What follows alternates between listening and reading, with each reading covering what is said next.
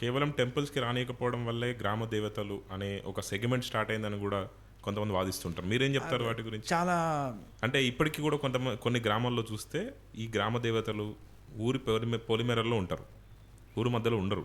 అసలు గ్రామ దేవత అంటేనే గ్రామాన్ని రక్షించే దేవత అని. అవును.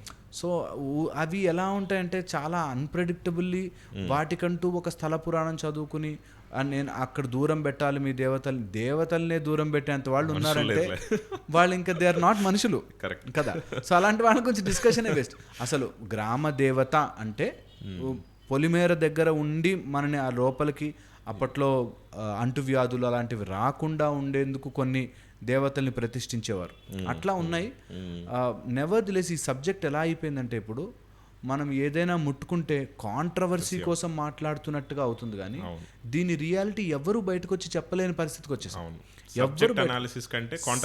కాంట్రవర్సీ ఎక్కువ. నువ్వెవడురా చెప్పడానికి, నువ్వెవడు ఇందులో వెళ్ళిపోతున్నారు. కానీ రియాలిటీ ఏంటి, దీన్ని ఎట్లా పరిష్కరించుకోవాలి, ఎవరైతే ఆర్గ్యూ చేస్తారో వాడికి సొల్యూషన్ వినాలనిపించదు కూడా. They just wanted to fight. ఎంతసేపు ఫైట్ చేసినా వాడు అనుకున్నది వినేంత వరకు వెయిట్ చేస్తాడు. నేను అదే అంట, ఓకే అయిపోయింది, ఒకప్పుడు ఎవరైనా ఏదైనా చేశారు అందాం, ఇప్పుడు ఏం చేద్దాం మనం దాని గురించి. ఇప్పుడు మళ్ళీ చైర్ ఉల్టా చేసి వీళ్ళందరూ మళ్ళీ ఇంకొక 20 సంవత్సరాలు బాధపడి మన దేశం ఇంకొక 200 సంవత్సరాలు వెనకపడేదాకా ఈ గొడవ కంటిన్యూ చేద్దామా? ఆ గొడవకు అక్కడ ఎండ్ చేసి నౌ వాట్, ఇప్పుడు ఏం చేయబోతున్నాము, మన డెవలప్మెంట్కి ఏం చేయబోతున్నాము అన్నది ఆలోచిద్దాం. డెవలప్మెంట్ పేరుతో మన కల్చర్లో కొన్ని జరిగిన తప్పిదాలని పట్టుకుని ఉన్న కల్చర్ అంతటిని, ఉన్న సిస్టమ్ అంతటిని, ఉన్న ధర్మాన్ని అంతటిని చెడు చేయకూడదు is my point. Okay, same మీరు అన్నట్టుగానే దాని పాయింట్ని బేస్ చేసుకొని అడుగుతున్నాను. ఎప్పుడో ఎక్కడో జరిగిన, ఎప్పుడో తెలియకుండానో తెలుసో అనుకోకుండానో జరిగిన సంఘటనల్ని తీసుకొని మనం ఇప్పుడు డిస్కస్ చేయడమో, ఇప్పుడు దాని గురించి డిబేట్ చేయడమో, దాన్ని తప్పుదారి పట్టించే రకంగా తీసుకెళ్లడం మంచిది కాదు అని. ఎప్పుడో శివలింగాల్ని కూల్చేసి మసీదులు కట్టారని ఇప్పుడు మనం చూస్తున్నాం. తవ్వితే ఇప్పుడు కూడా శివలింగాలు బయటకు వస్తున్న సందర్భాలు క్లియర్ కనపడుతున్నాయి. దాని గురించి ఇప్పుడు మరి డిస్కస్ చేయాలన్నా వద్దా?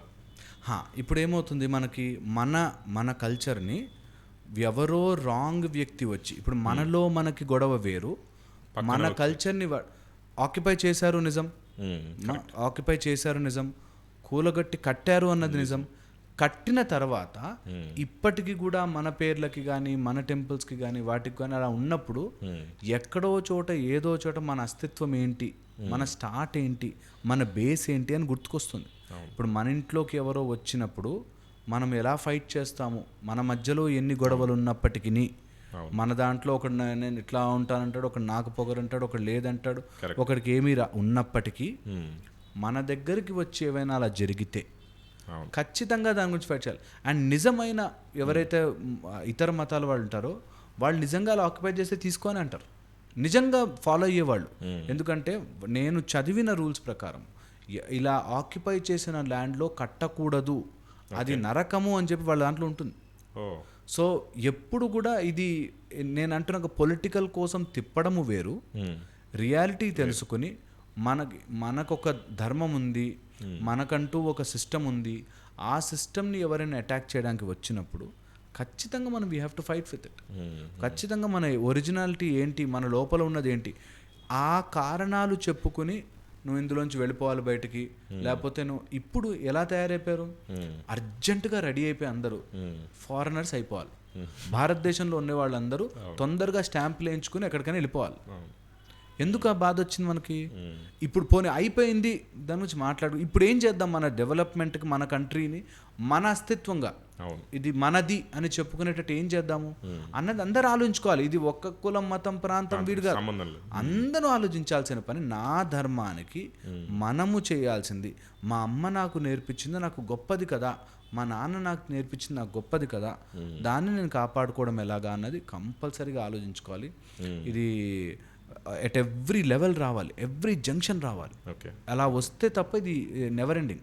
ఓకే, ఒక 20 years కింద ఇంతలా చర్చ లేదు, హిందూయిజం కావచ్చు, అది వాట్ ఎవర్. ఇప్పుడు కాలనీలో ఒక ముస్లిం, ఒక హిందూ ఉంటే వాళ్ళ మధ్యలో కూడా ఈ డిస్కషన్స్, దానివల్ల ఇష్యూస్, గొడవలు అయితే సందర్భాలు చూస్తాం. నాకు భయం వేసేది ఇదే.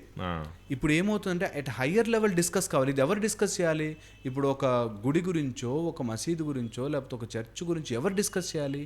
ఒక హయ్యర్ సంస్థ పెట్టుకున్న వాళ్ళు డిస్కస్ చేయాలి.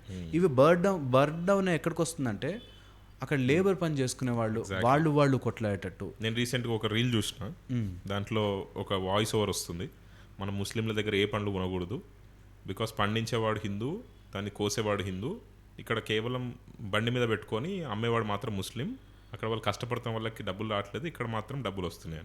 అది ఎంతవరకు కరెక్ట్ అని మీరేమంటారు? నేను అదే అంటున్నా కదా, అల్టిమేట్లీ వచ్చి వాడు సంపాదించుకునే 200 దగ్గర దెబ్బ కొట్టినప్పటికీ ఒరిజినాలిటీ మారట్లేదు, పైన స్ట్రక్చర్ మారట్లేదు.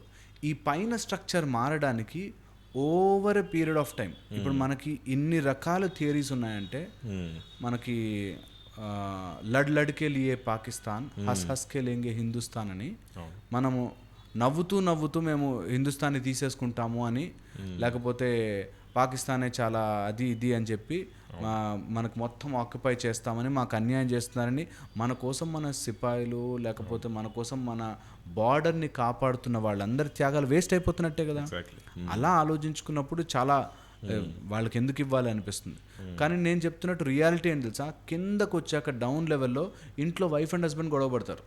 నువ్వు దేవుడిని నమ్మురా అంటే నేను నమ్మనురా అని చెప్పి ఇద్దరు అక్కడ గొడవ. యాక్చువల్ రియాలిటీ ఎవడైతే దాన్ని ట్రిగర్ చేశాడో వాడికి పొలిటికల్లీ బెనిఫిట్ అవుతున్నాడు. అండర్ ఎడ్జ్కి వచ్చాక వాళ్ళు లేమెన్ మాత్రం ఇబ్బంది పడుతూనే ఉన్నాడు. ఈ లేమెన్ ఇబ్బందిని తీయడానికి ఆర్ అందరూ మాస్ మూమెంట్ రావడానికి ఇప్పుడు సనాతన ధర్మాన్ని కానీ 20 yearsగా చేస్తున్న కృషి నాట్ నార్మల్. ఎవరి సిస్టంలో మిస్టేక్స్ లేవు, ఏ ఎనీథింగ్, సైన్స్లో మిస్టేక్ లేదా, స్పిరిచువాలిటీలో మిస్టేక్ లేదా, ఎనీథింగ్. వీఆర్ ఆల్వేస్ ఎవాల్వింగ్ కదా. నిరంతరము ఎవాల్వ్ అవుతున్న ప్రయత్నంలో నువ్వు తప్పు అనగానే గొడవలు పెరిగిపోతాయి. అది ఎండ్ కాదు. నువ్వు ఒక మతం వాడు తప్పు, ఒక కులం వాడు తప్పు, అన్నిట్లోనూ మంచి చెడు ఉండి తీరుతుంది అన్నది నా స్ట్రాంగ్ బిలీఫ్.